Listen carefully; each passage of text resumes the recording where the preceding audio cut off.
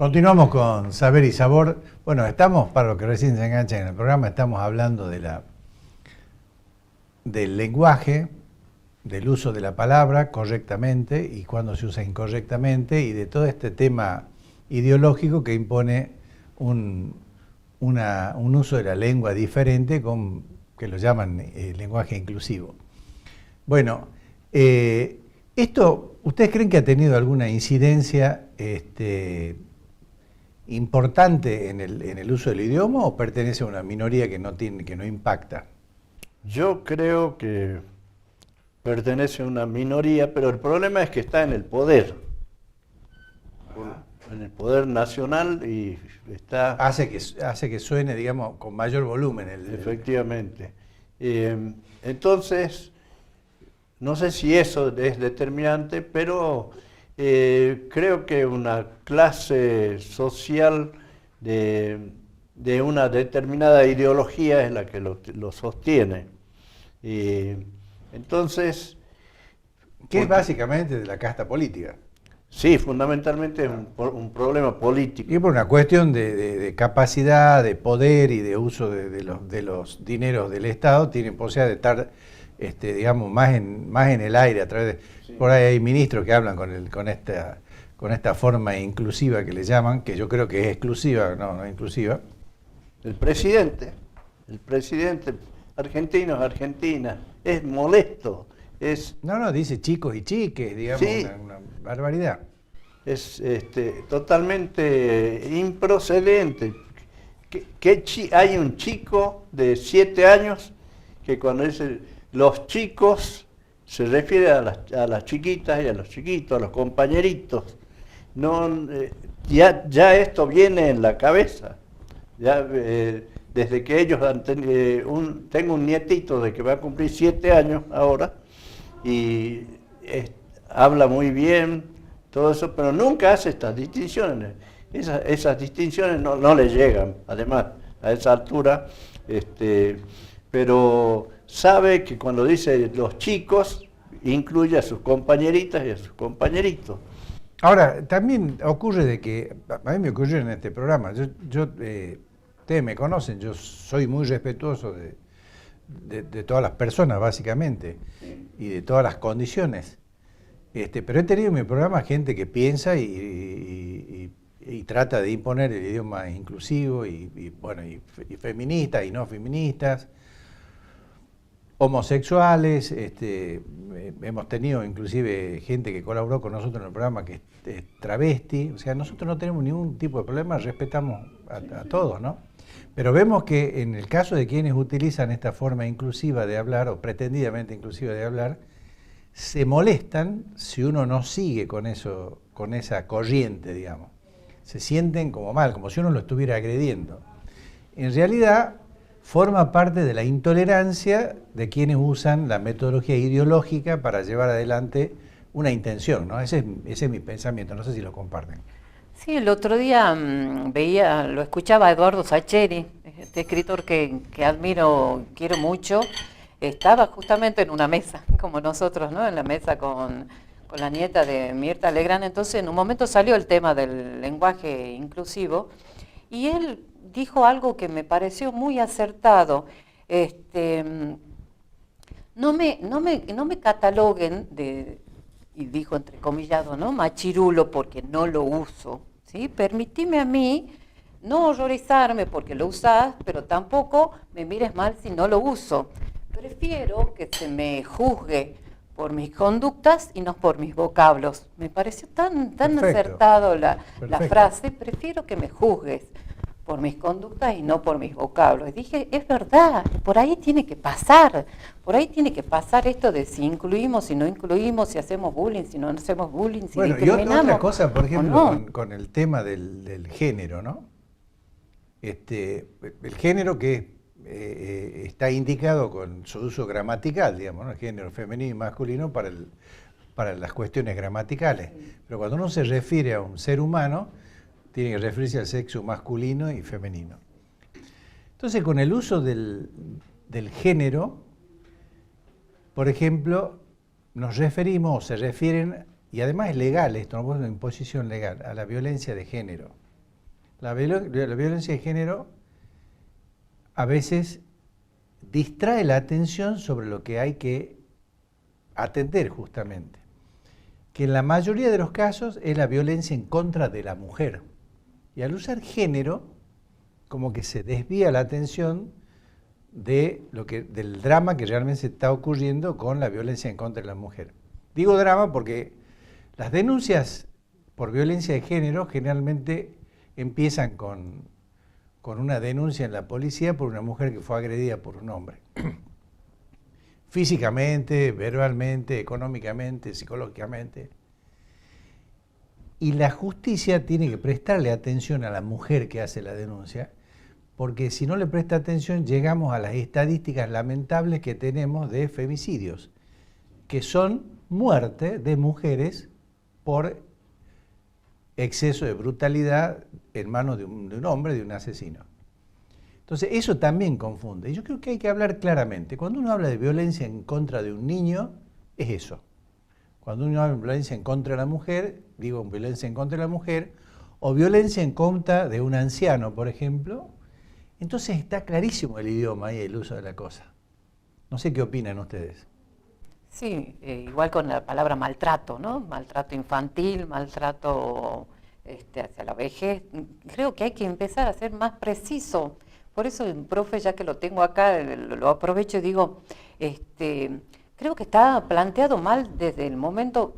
Yo toda la vida enseñaba que una cosa es el lenguaje, otra cosa es la lengua y otra cosa es el habla. ¿Sí? Vamos de lo más universal a lo general y a lo individual. ¿Es así o no? De Saussure. Sí. Lengua y habla. Sí. Sí. Y Sí. lenguaje más genérico. Claro. El lenguaje como lo universal, como lo innato, lo humano, lo que viene en nosotros, que nos permite relacionarnos con los demás, nos permite la comunicación. Es el instrumento. El instrumento, exactamente. Después uno, de acuerdo a los distintos factores que hacen modificar un idioma, tiene el cronolecto, el sociolecto, el idiolecto, ¿sí? Que es lo que hace que vos adoptes una lengua según dónde has nacido. Por supuesto, la lengua materna, la que te enseñan en la casa, que después mejoras en la escuela y que después perfeccionas con los años, ¿no? Esa es ya la lengua. El idioma vendría a ser, ¿no? Como sinónimo. Y el habla ya es lo tuyo, lo personal, lo individual, tu manera de comunicar, que puede tener algunos errores, algunas cositas, algo de tu personalidad, etcétera. Es así. Entonces, creo que desde el vamos ya está mal encarado lo del lenguaje inclusivo. Sí, nosotros distinguimos con Coserio, el hablar no es escribir, no. Hablar es el hablar espontáneo de la gente, o sea, lo que estamos haciendo normalmente todos los días, en la casa, en la calle, con los amigos, etcétera, y que es un hablar espontáneo, no cuidado. Sí, distinto cuando estamos aquí, claro. Nos cuidamos. ¿Por qué? Porque estamos frente a la televisión, a la gente que nos escucha, que sabemos que tenemos una posición social y bueno, y tenemos que respetar, no podemos decir las malas palabras, llamadas malas palabras. Nunca existieron las malas palabras, sino la mala intención del que dice ciertas palabras. Eso es una vulgaridad, no decir la mala palabra. Sí, efectivamente, palabras malsonantes, técnicamente se le dice así, pero entonces una cosa es el hablar y otra cosa es el habla. ¿No? Sí. Hablar infinitivo implica el uso concreto y sobre todo el uso verbal. Oral, efectivamente. La actividad ya, la puesta Sí, en no, la la puesta actividad, sí, la palabra a través de la voz. esa capacidad que tenemos, Sí, claro. sí, hablar necesariamente uno tiene que hacerlo con la boca, con los elementos que tenemos para comunicarnos, pero también los gestos, la entonación y todo eso interviene y pone su particularidad con la entonación, con los gestos, con el enojo o con la alegría, en fin. Ahora, para cerrar esto de la intención inclusiva del uso del habla, Yo creo que está claro que esto no es una generalidad, es una cosa muy particular que está dirigida desde el poder político con una intención ideológica y que al no ser generalizado, con el uso natural y espontáneo de todos los habitantes de un país, en definitiva corre serio riesgo de desaparecer con el tiempo o quedar como una anécdota, como un uso muy reducido, como tienen uso algunas comunidades, digamos, de algunos modismos que después no se entienden en otros lados, ¿no? Que lo tenemos nosotros mismos los salteños, por ejemplo, ¿no? ¿Están de acuerdo con eso? Sí, por supuesto. Sí, Yo creo que tiene corto plazo, porque además la persona que comulga con esta llamada lenguaje inclusivo, en unos cuantos renglones se olvida del tema y va al lenguaje normal, a la lengua normal, que justamente se rige por la ley del menor esfuerzo, ¿no? El mismo que promulga todo esto, que lucha con esto, al poco tiempo de hablar ya habla normalmente, porque el cerebro le dicta eso.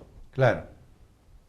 Bueno, ¿vos tenés algo que agregar acerca de No, esto? no le quería preguntar, ¿qué factores o qué sí determina Tiene una suerte de inclinación periodística para hacer preguntas, dale.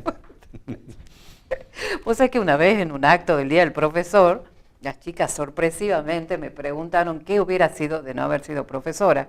Y yo me salió, sí, locutora me salió, vos sabés, locutora. Y no me olvidé y misteriosamente ahora estoy cursando locución, porque estoy en esto de hacer un programa radial donde reseño y dije, tengo mucho para aprender todavía, ¿no? El manejo de la voz, las cuerdas vocales, la correcta dicción, exactamente, pero bueno, la próxima voy a decir periodista. Lo gestual. No, me quedaba la intriga, ¿qué es lo que sí determina la incorporación de cambios en una lengua? El tiempo, el uso, la mayoría. El uso generalizado, digo yo, no sé, vos sos el experto. El uso generalizado. Es que hay personas dentro de los hablantes que crean, ¿no? Son más creadores, creativos, y entonces por ahí se inspiran y largan al ruedo una palabra nueva, sí. Aunque sea en el de hablar, ¿no? En el término de hablar. Y bueno, a mí no me gusta, por ejemplo, esas minimizaciones de palabras, que salga así en la televisión, todo eso. Pero bueno, es una realidad y hay que aceptarla, ¿no? Pero hay otras cosas, yo te decía, por ejemplo, hay palabras extranjeras que fueron adoptadas por la Real Academia. Por ejemplo, fútbol. Sí. Es una palabra inglesa, corresponde al idioma inglés, y se escribe de otra manera, que como se escribe en inglés, se castellanizó, digamos, y se acepta como parte del idioma castellano. Fútbol, por ejemplo, ¿no? Sí. Entonces, hay cosas que el uso generalizado permite que se han incorporado al reconocimiento a través de la Real Academia y de los institutos, no sé si son institutos, en cada nación, en cada estado que hay, que cumplen un papel similar a la Real Academia.